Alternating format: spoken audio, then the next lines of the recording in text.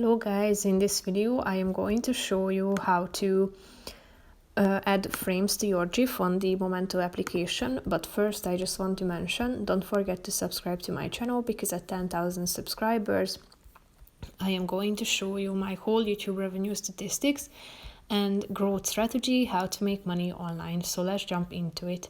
First of all, open the application on your phone, tap on a picture you would like to edit, and then slide to the right side of the screen till you find the frames icon and tap on it.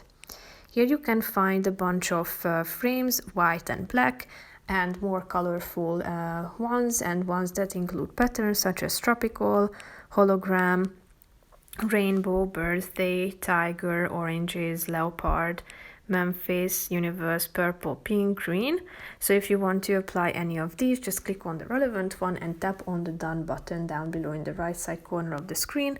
And after that, tap on the button save, then select the format, the quality, and save it as a GIF, video, or live photo.